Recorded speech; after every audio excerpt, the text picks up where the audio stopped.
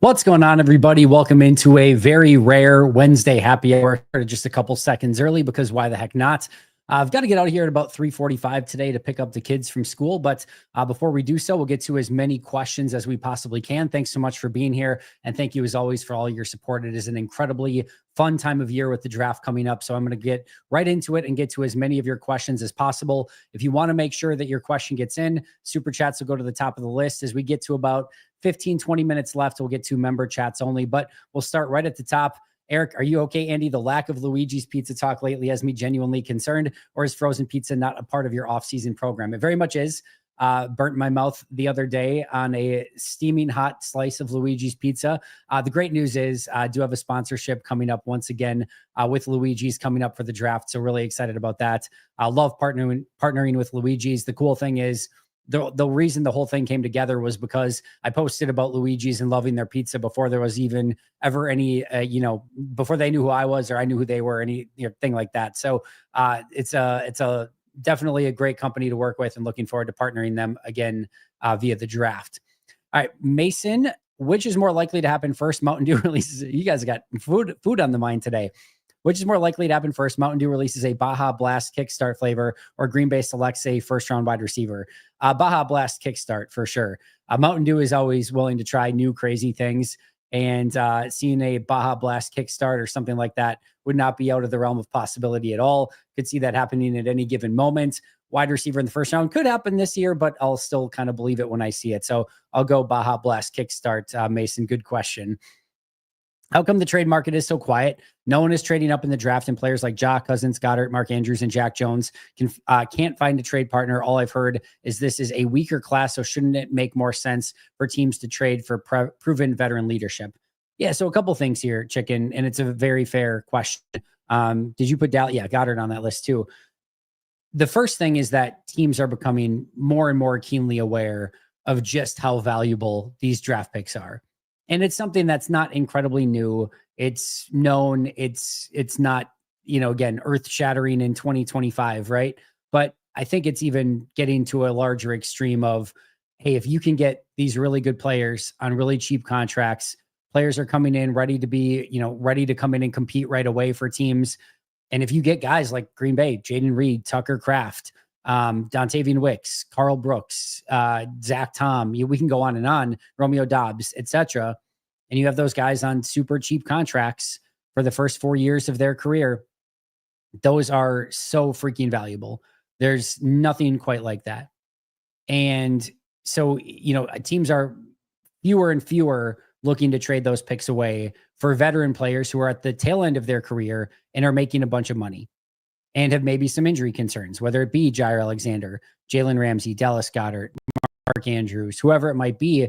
These older players who are, again, later stages of their career, not only you're giving up a draft pick that comes with a very cheap contract with a player that could be very good for you for the foreseeable future, but you're taking on a massive contract with maybe a little bit more injury risk with those players as well.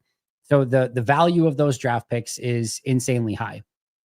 The second piece I would say is a lot of these early, early trades at this point in the process are usually very quarterback driven. And you have one quarterback that's in the top of this draft in Cam Ward, and he's going number 1 overall to a team that is sitting at number 1 who desperately needs a quarterback.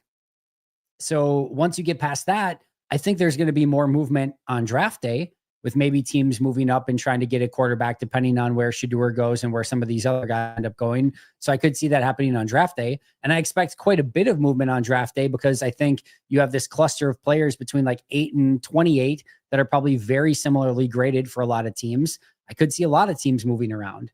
But at this point, I think it makes sense that we haven't seen a ton of movement because there isn't that quarterback to move up for. And again, I don't think teams are really willing to give up their draft picks. Also, in order to move up, there has to be top end talent that you want to move up for. Somebody that you think is better than what's, you're going to get at the pick that you're picking at in the draft.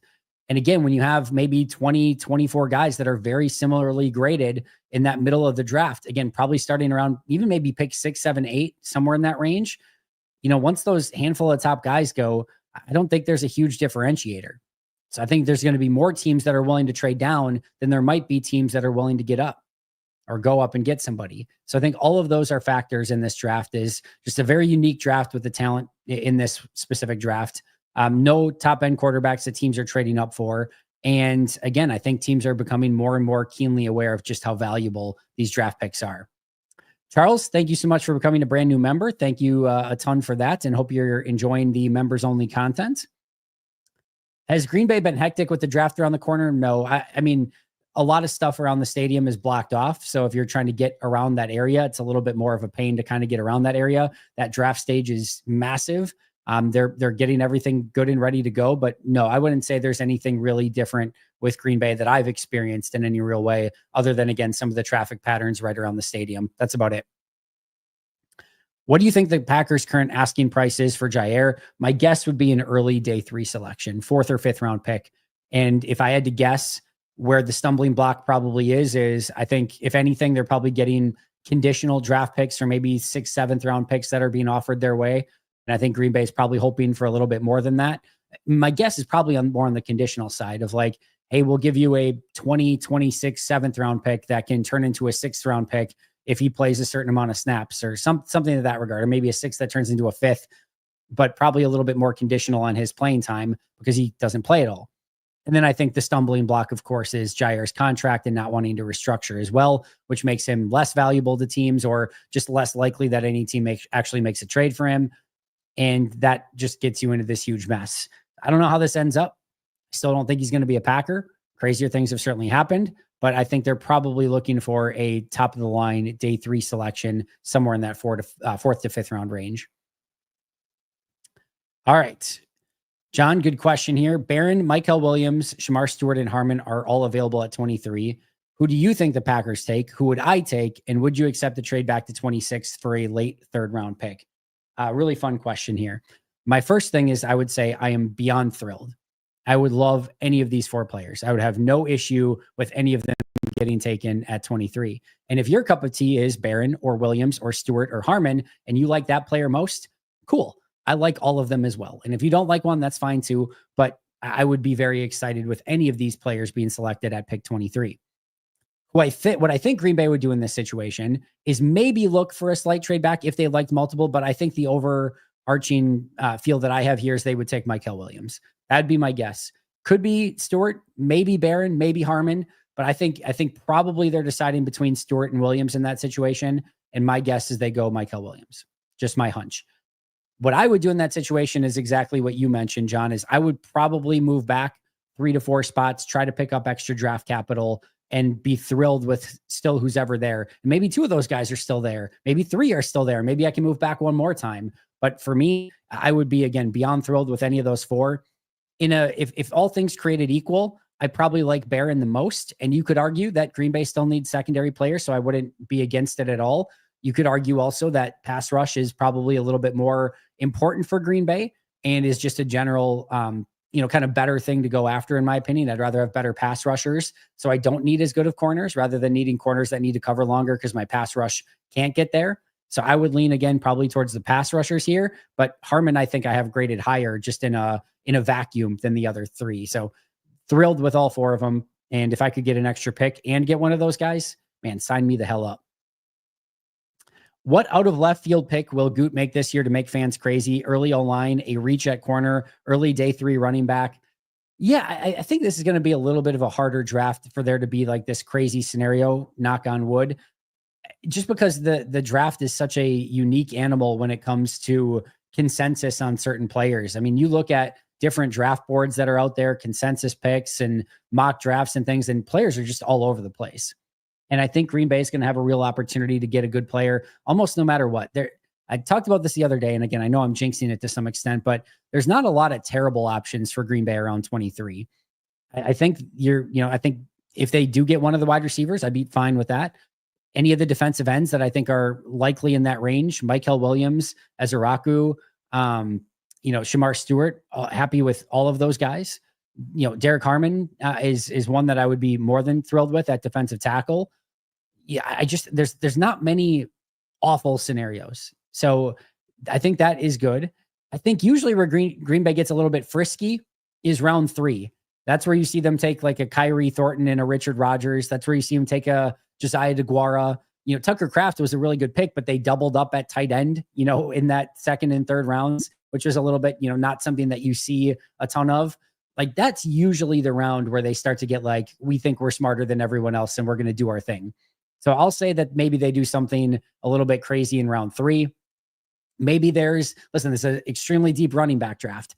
Maybe they get to round 3 and just the best player on their board by far and away is a running back. And they're like, yeah, I guess we're going to trust the board. And they take a running back in round 3, or maybe it's again, a linebacker, a safety, a tight end, a quarterback, something crazy that they just fell in love with, and he's the best player on their board. And maybe they take that in round 3. So I'll say round 3 is maybe where Green Bay gets a little bit frisky, because usually that is a little bit more their MO. By the way, the first round, again, you may not like, Jordan Morgan, but the writing was on the wall all day for Jordan Morgan. I had Jordan Love in the final 3 of like the most likely picks for Green Bay on draft day. Quay Walker was in that group of players I had limited it to. LVN was, I think, number 1 on my list of most likely picks on draft day. So like, you may not like it, but they're usually a lot more predictable in round 1 with what they're probably going to do. Round 3 again is where they get a little bit unique. So I'll say round 3, maybe they do something crazy. With all the attention on day 1, do you have any round 3, 4, 5 prospects that you would love Goody to take? Douglas, I've talked about this a little bit, but I am right now just finishing up kind of my top 100 in this draft. So I should have that done. I'm hoping by end of day Saturday that I finish up the top 100 guys in this draft.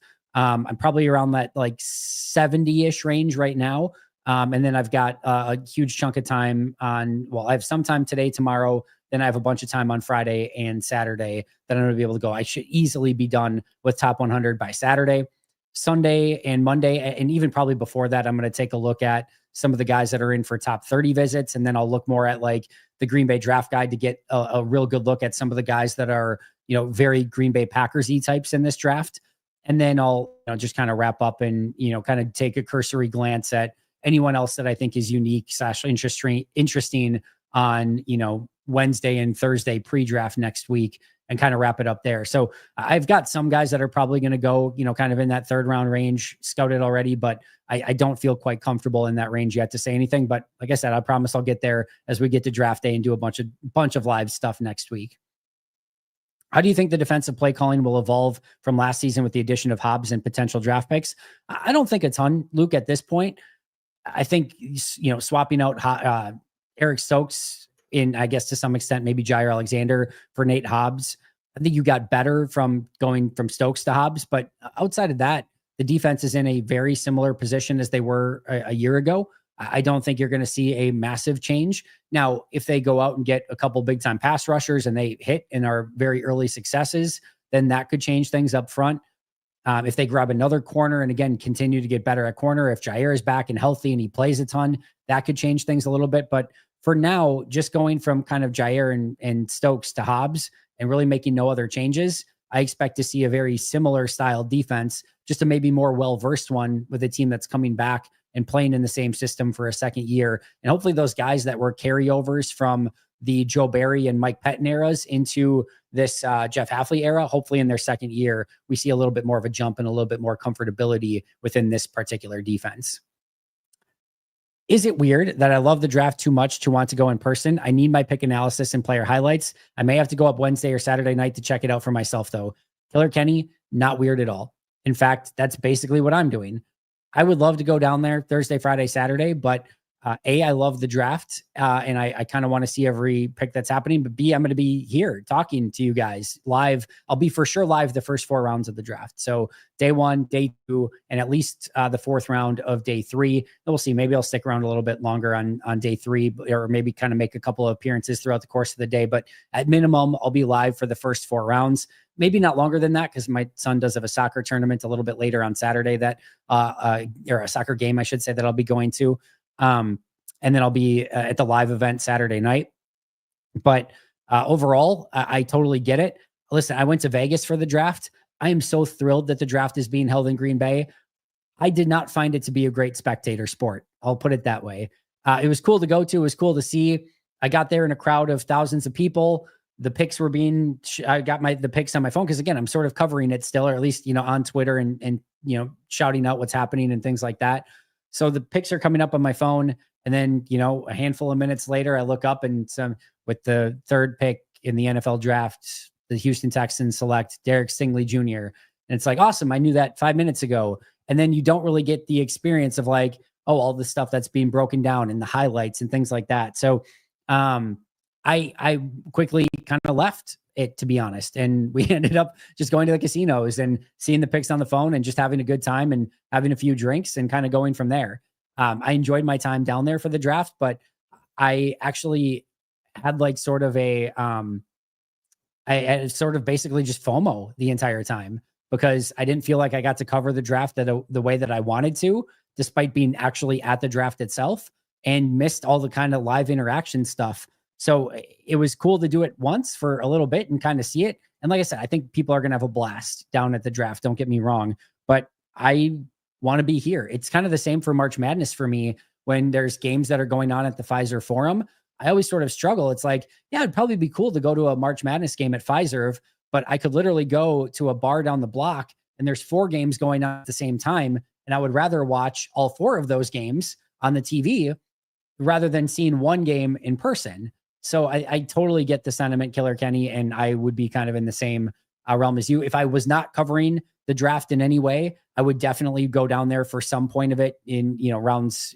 Probably, I think night 2 maybe makes the most sense of, maybe I go down there for the first, second round pick and then see that and then kind of head home and kind of catch the rest at home or whatever. But yeah, with covering it, I'm going to be right here the vast majority of the time. And like you, we'll be going down Wednesday and Saturday for the live events, prior to, and go check out the stage, everything right around then as well. Feel like corner isn't as much of a need as O-line, wide receiver, D-line. Would you agree? I would not probably agree. I think defensive end / defensive tackle, so defensive line in general, is 1A on my list. That hasn't changed through the entirety of the off season. I think you can then get into a conversation of the remainder of the 3. To me, corner, because I'm assuming Jair is gone, maybe that changes. But to me, corner is really, Bullard's going to play in the slot some, but he's still a safety sort of hybrid player, right? True corner is Hobbs, Nixon, and Valentine. That's just not enough. That's not enough top end players. That's not enough depth. That's not enough competition. I don't feel comfortable with where Green Bay's at corner right now. If you have Jair, that changes things a bit. No question about it. But right now, I do not feel great about just Hobbs, Nixon, and Valentine and nothing else. And no disrespect to Kamal Haddon or Kalen King. Go fight for your spots. Go see if you can win one of those 5th or 6th roster spots. That's great. But I don't want to count on that. And, I certainly don't want to go right now into the season with Nixon, Hobbs, Valentine, King, and Haddon. I would feel terrible about that.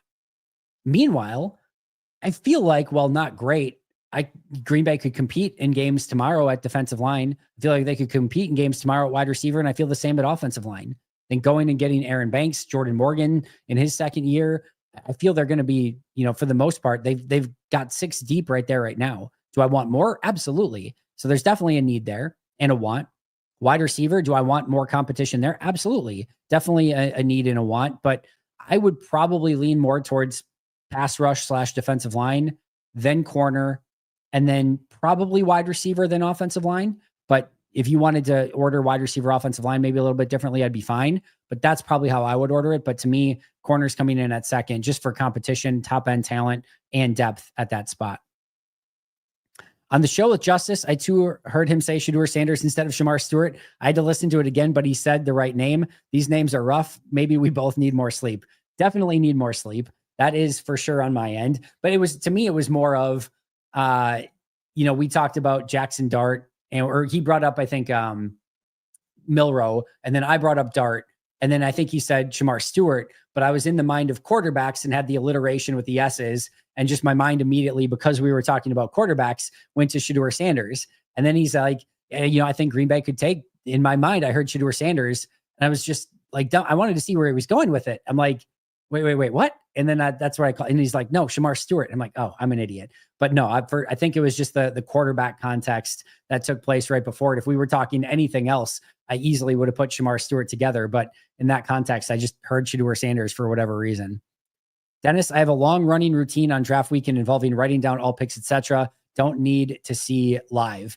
Yeah, no, Dennis, I love that tradition. I have a throwback Thursday I do every day on draft where I'm in my basement. I think I'm 9 or 10 years old.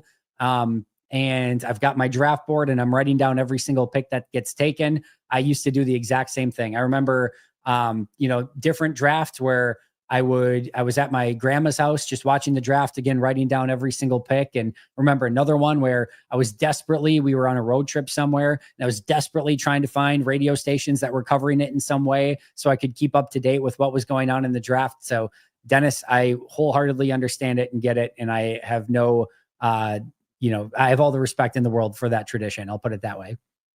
How much impact can a new position coach actually have on a team? I'm asking because I'm currently gaslighting myself into believing the new D-line coach can turn LVN into TJ Watt.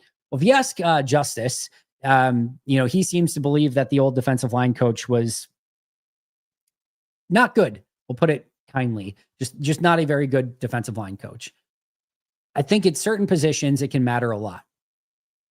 You see some of the elite offensive line coaches, like the dude in Philly, what Scarnecchia used to be in New England. And I mean, man, just so invaluable. They take some of these really talented offensive linemen and turn them into all pros or turn them into pro bowlers, or take these inexperienced ones that like a Mekhi Becton that, super talented, but just didn't work out, move him inside, teach him a few tricks. And all of a sudden he's a really good offensive lineman, like just some crazy stuff like that. Right. So I think line coaches are on the upper echelon of coaches that can really take players and make a big difference. Now, I think it's, probably some level of wishful thinking to say, yep, new defensive line coach.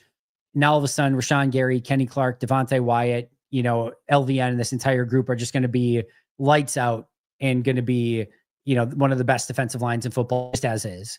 I think that's probably a little bit over aggressive, right?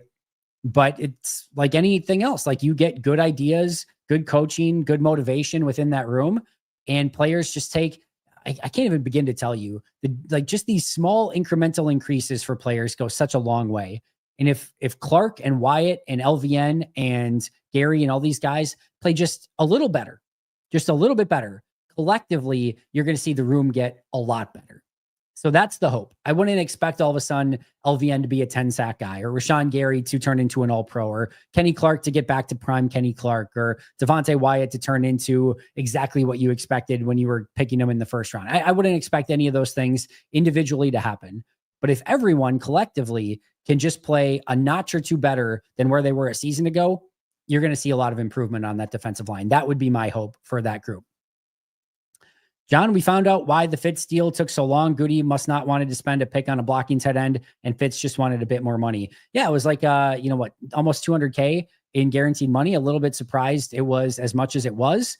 Good job on Fitz and his agent for getting that guaranteed, portion of the deal. It's not a lock that he makes the team on that contract. That is still a very cuttable contract. That's still a contract that he's going to have to make the team come training camp, but it's not nothing either. And what I would say is it puts him as the leader in the clubhouse currently to win that number 3 tight end spot based on them giving him some guaranteed money in that deal. So that's where I'd put it right now. Likely leader in the clubhouse for tight end 3, but not guaranteed. And good on Fitzpatrick and his agent for, no matter what happens, getting about $200K in that deal, even if he doesn't make the team. Anybody going to the draft that wants to meet up? JD, that's a great question. And hopefully you get some responses there. I'm sure there'll be some people there that no matter if you're going there to, with other people, I'm sure there's going to be a wide variety of people that you can probably meet up there in some way, shape, or form. Favorite day 3 wide receiver for Green Bay? Horton feels like a Packer. I will be watching Horton probably tonight because tomorrow I think I'm going to take, what I want to do is these top 30 visits and do scouting reports on them. A little bit more lightning round. Obviously I can't do deep dives for 15 players on a episode, but I'm going to take 15 of the players tonight. And because I've got like 12 of them that I've done scouting reports on already. So I'm going to do 3 more tonight. I think Horton's going to be one of those. And then I'm going to do the first 15 of the top 30 visits tonight. And then I'm going to probably wait a little bit longer till we do part 2 of that episode because we don't have all 30 yet. So as we get closer to the 30, probably next week at some point, we'll do another episode with the second 15, but I'm going to do the first 15 tonight. And I think Horton's going to be on that list. So I'll watch him tonight. I did watch some receivers today. Who did I watch? I watched Elik Aomanar. Was not a fan. Not what I'm hoping Green Bay does. I will say this. He's not going to be a day 3 guy. I did absolutely fall in love with a wide receiver. It's not Jaden Higgins. He was fine. It's not Jalen Noel, who I did like, but I think he's more of a slot guy. Jack Besh. Besh. Again, it's always tough when you're watching all 22 because you don't get the volume. You don't get any audio with it. But man, oh man, special player. Like, sincerely would have no issue with a first round grade on him. I absolutely love everything that he brings to the table. He is a separator, great size and speed. He is just pluck the ball out of the air, hands catcher, can win outside, can win in the slot, good blocker on the outside, subtle physical hands to gain nice little separation, little pockets of separation, good catch radius, runs hard after the catch, 95th percentile athlete, 9.51 RAS, fights off press coverage, runs through arm tackles, fights for yards after the catch consistently, runs away from not only defenders from a physical standpoint, but from a speed standpoint, like legitimately really, really good player. So again, not necessarily a day 3 wide receiver, but man, if they could get Besh in round 2, I would be freaking beside myself. I would be so thrilled. This is going to sound super aggressive, probably to maybe a ridiculous extent. If you wanted to say Besh was the best wide receiver in this draft, I would have no issue with it. Like, sincerely, that's how highly I think of him. I think it's Burden. I would probably go Burden, then Besh, or at least Besh in that conversation. I like Golden. I'll talk about this tomorrow too. I don't want to spoil everything here, but with Tet, I think sometimes we are so hesitant to just say, like, I don't know. Yeah, and I get it's not great for podcasting. It's not great for radio. You come here because you want takes and you want ideas and you want thoughts. I have no idea on Tet McMillan. Here's what I know. I know he's going to go in the first round, and I'm almost positive he's going to be at least like a good piece, like a good receiver, right? I would be pretty stunned if you got him on your team and he just was like, you couldn't find a use for him, right? I think he's going to be a good receiver. I think he's going to go in round 1. Where he goes, how high he goes, how low he goes in round 1, I am stumped on. And just like his ceiling / floor he's such a unique player. I would hope for the best if Green Bay drafts him pretty much anywhere. I'd be fairly excited. And again, just hoping that he hits the ceiling, because I think the ceiling is going to be pretty high, but I think he's one of these wide ranging players that I don't know where he ends up, what team he ends up with, and any of it. I just don't have as great of a feel for him as I do with some of these other wide receivers, but I love Burden the most. Again, questions as to where he's going to, kind of fit. I think he can play everywhere, but man, give me Jack Besh. I will be all for that. If you won the Masters, what would be your champion's dinner? Oh man, got to have a Luigi's Pizza in there, right? Probably a Mountain Dew kickstart. I got to have the orange kickstart.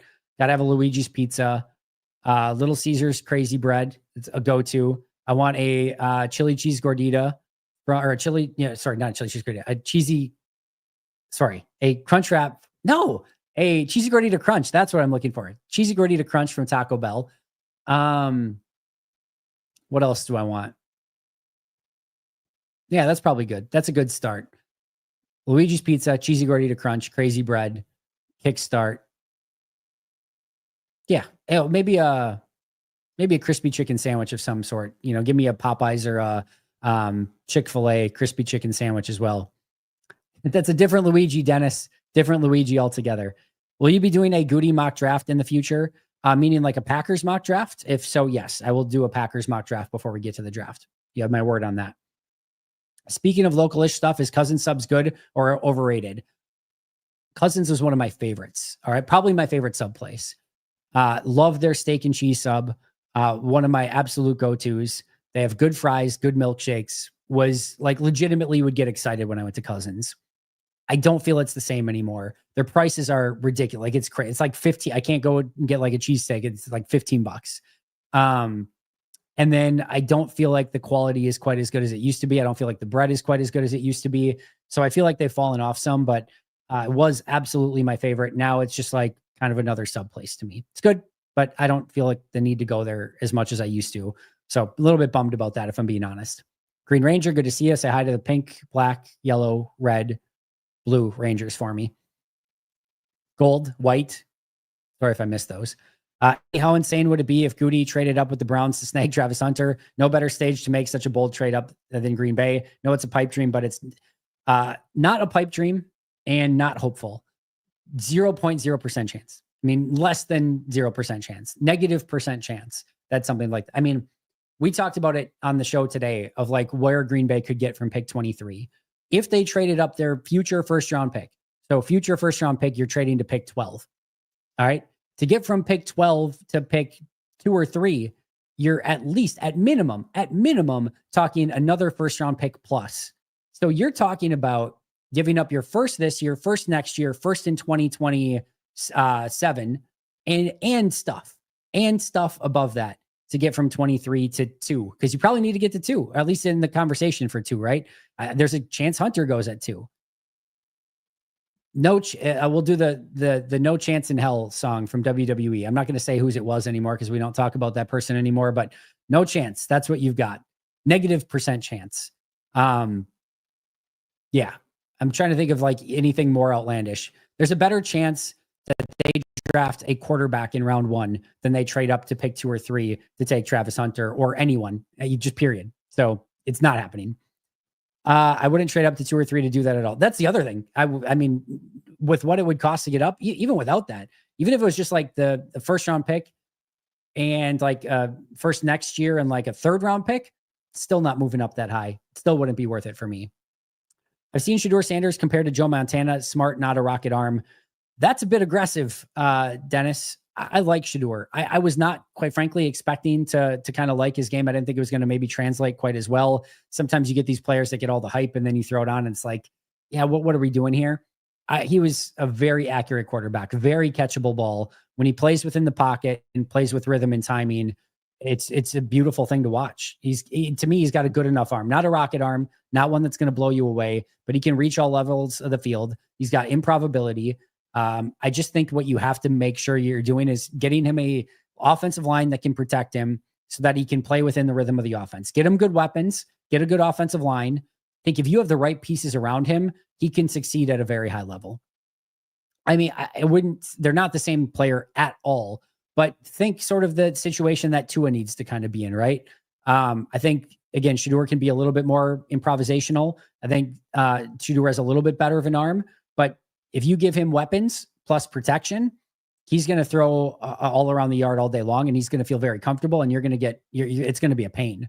So I still think there's a limit to who he is as a quarterback. He's got to make sure that he's not trying to do too much, a la kind of some Caleb Williams stuff from his time in college and what we saw last year with the Bears. His time to throw can be very high. I think a lot of that was due to poor offensive line play and just some of the offense that he had surrounding him. But he's a good player. He's a first round pick. I don't think he's a top 10 pick, but I would put a, late first, early second round grade on him and have no issue if he, somewhere in that 15 to 23 range, I think is not 23, obviously, but 15 to 22 range, we'll say, is a very fair placement for him to go in this draft. And he could go earlier because he's a quarterback. We should say that as well. We talked a lot about first round talent, but what about players you like in the 3rd, 4th, 5th? Yeah, I just went over that. We'll get there eventually. I know there's not a lot of time left, but again, if I try to be masters of everyone in this draft, especially it takes me about up until March, even kind of like mid-March to kind of wrap up the entire season ahead of time. And if I'm doing a bunch of draft stuff before that, I'm not covering free agency the way that I need to. I'm not covering the end of the season the way that I need to. So in order to do all that stuff, I have to basically wait until about mid-March to kind of really study these guys. And I'm not the one that's just going to, take 20 plays, view them, read a scouting report and move on. I'll get there with the guys like that are 100 to 200 in that range. Those guys I'll probably spend less time on, obviously, but I want to make sure I know the top 100 incredibly well. And then the next 100 well enough. And then anyone after that is kind of a bonus. So that's kind of my goal. I should reach that goal. I'm not concerned over it at this point, but we'll get there eventually as we get closer and closer to next week. We need to get ready now, players, this draft, since we trying to win a championship. We need to get ready now. I think that's still the ultimate goal here, but you know, if Green Bay finds a player that they think has tremendous upside and it might take a little bit, a couple of years to develop, we know that they're not going to be afraid to take them. I don't care about that piece of it. I do care that when that time comes up 2-3 years from now, whatever that may be, 2 years from now, we'll say they're ready to be a legitimate big time contributor. That needs to be LVN this year. If LVN took the last 2 years to kind of redshirt and figure out his game, but he's ready to be a 10 to 12 sack guy this year, no issue with it whatsoever. None. Totally cool. Right? If Quay and Devontae last year would have been ready in year 3 to be dominant players, I would have been fine with that. If next year Jordan Morgan's ready to be one of the best starting linemen in the NFL, I am cool with that. And again, Devontae and Jordan were not meant to be, prospect type players, right? They were ready to come in and compete right away. Same with Eric Stokes. But I have no problem with waiting the 2 years. If after that, if you get, some rotational depth in those first 2 years, and then by year 3, they're ready to really be stud players. But that to me is what has been lacking is right now we should be seeing LVN make a significant breakout in year 3. If it happens, we're good. No questions. But if it doesn't, it's that you not only did you, not get a player that was ready to come in right away, your draft and develop philosophy did not work either. And then you're a little bit more in no man's land, not where you want to be. How and if will NFL contracts go down? Example, teams start learning to stop giving 50 mil to the 18th, 26th best quarterback in the league just to have a quarterback. Yeah, I mean, as long as these TV deals keep coming in, which they are going to, and unless something crazy changes, these deals are going to continue to go up. Now, there are things that teams will change, and there's always going to be an ebb and flow for how some positions get paid more or less, but I don't see quarterback being one of those positions that starts getting paid less. Teams will look, if they're in situations where, they don't want to give a huge contract to somebody, that they'll look to the draft and they'll look to see if they can get a cheap contract, quarterback for the first few years. But you're, as a GM and a coach, then tethering yourself to a young quarterback, and you better hope that they succeed, because if not, you're going to be out of town. That's where it ends up being more of an issue. And usually when you get one of those quarterbacks and then they start playing well, you kind of want to hang on to them, because a lot of times the alternative is not great. And you end up just trying anything you can to get a quarterback in town, and you do not want to be in that position. So I don't see it changing anytime soon, unless there's a major change in NFL economics that is coming. And hopefully that's not the case, because that usually means some sort of pandemic or economic collapse. If the NFL is doing poorly, I don't want to know what is happening in the world for that to be the case. So hopefully that is not changing anytime soon. Packers don't have that many holes. Feel this team needs a real difference maker in the wide receiver and defensive backcourt. Hunter's a once-in-a-lifetime player who can do both. There's no question about that. It's just what you have to give up to go get him, I think, is the bigger question there, or bigger statement there. Hope Goody's burning the midnight oil. I guarantee that he is. But also you have to know their board is pretty much set at this point in time. There's going to be some, little movements here, there, with more information that they might gain with some of the top 30 visits. There'll be slight movements, but their board is set. And now it's just kind of figuring out, again, maybe a couple, guys that are clustered together, a couple cluster busters that they may have over the course of the next couple weeks. But for the most part, their board's going to be pretty set by this point in time. Andy, do you have any idea where the best spot would be at the draft? I'm going, but not sure which area I should go to. Nope. It just depends what you want. Like, the draft stage itself is going to be massively crowded, like just massively crowded, right? So around that area is going to be insane.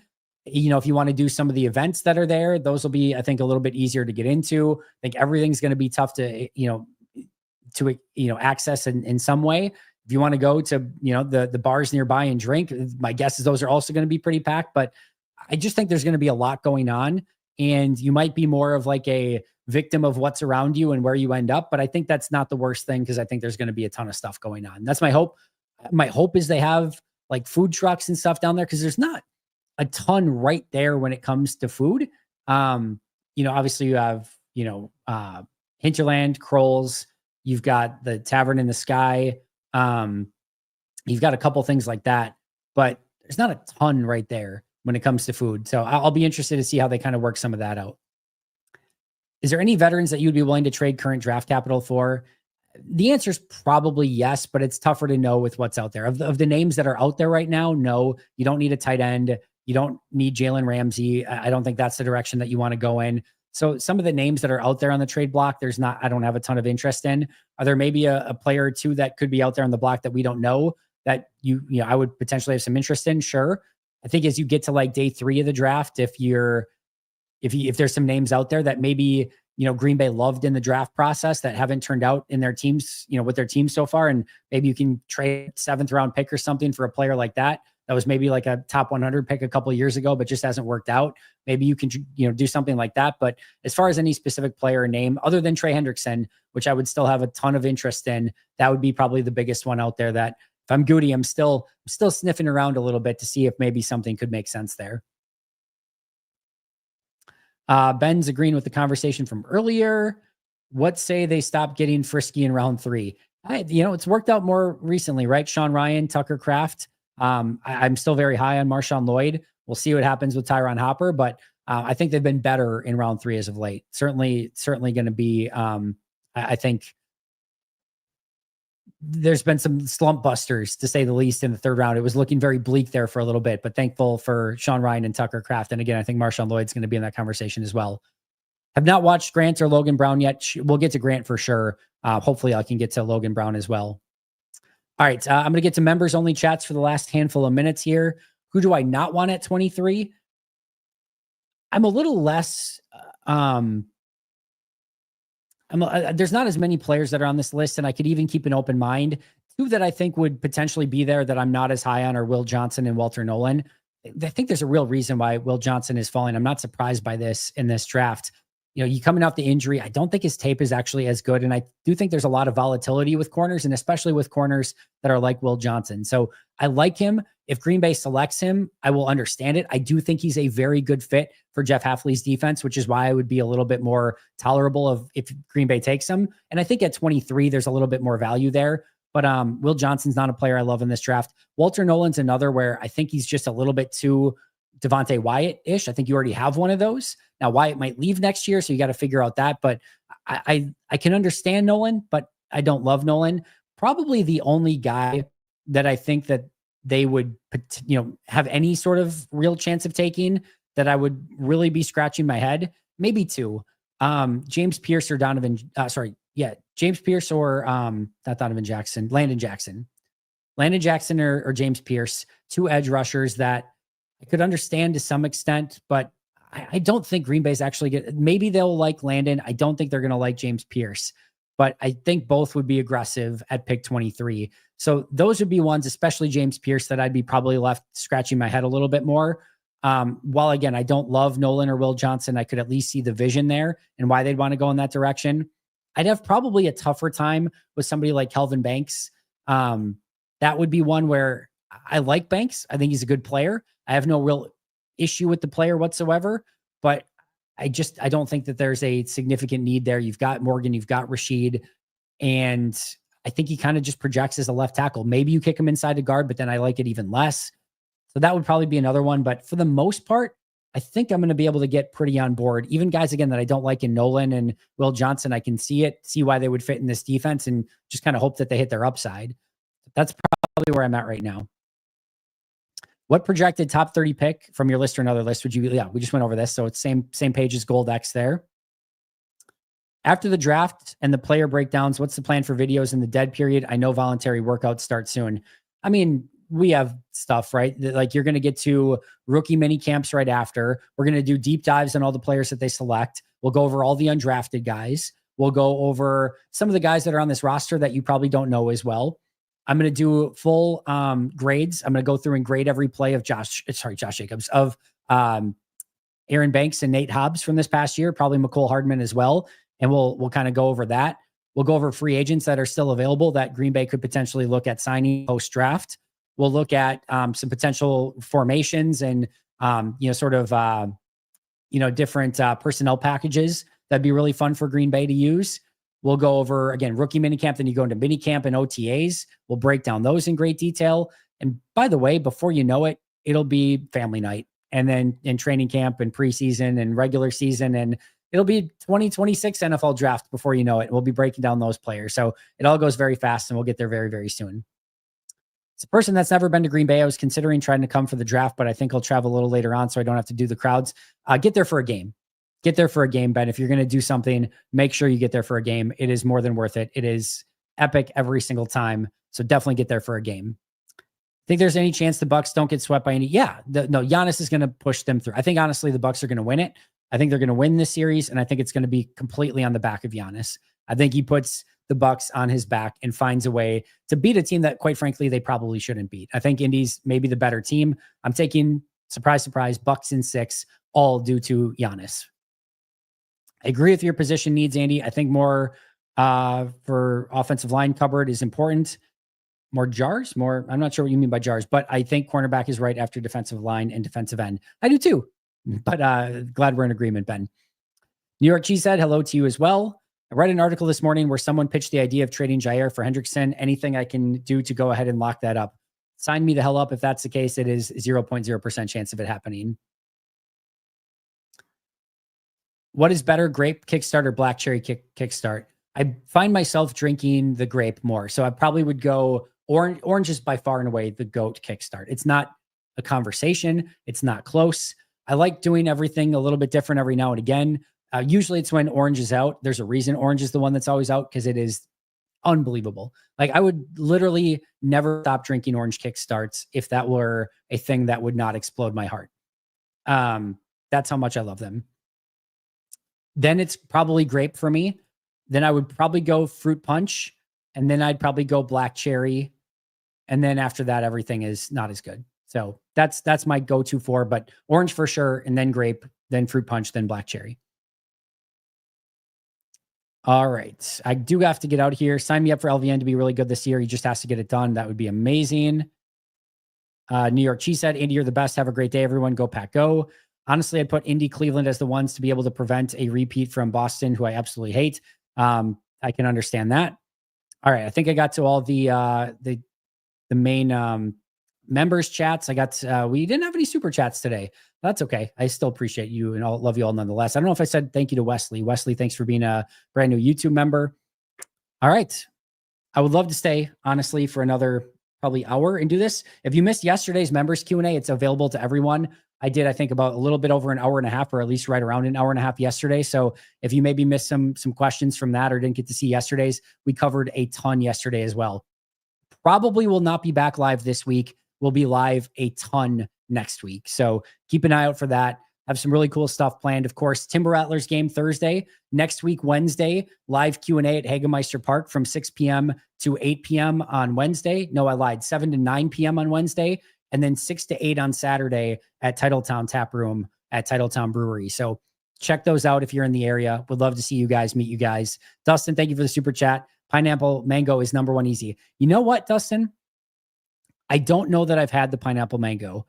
I'll here's my thing. I will try it next time I'm at the gas station. I will pick one up. I will try it and I will keep you posted. I will use the $1.99 to purchase. Hopefully I can get the 2 for $4 deal at the gas station, and I will get a pineapple mango and try it out. Maybe it's my new favorite. We'll see. I'll keep you posted, Dustin. You guys are the best. Thank you so much for being here. I'll see you guys all tomorrow with an all new episode. Ross Uglum coming up at 4:30 here with a all new daily draft. And then Morley is back today with, what's he got today? He has got offensive line. So the top most likely offensive line picks is today. So that'll go live at 7. If you're a member, you have access to those already. Deion Walker, the defensive tackle out of Kentucky, who's Ross is going to be talking about today. But great stuff out there. Make sure to check it all out. I'll see you guys soon. But until next time, and as always, go Pack, go.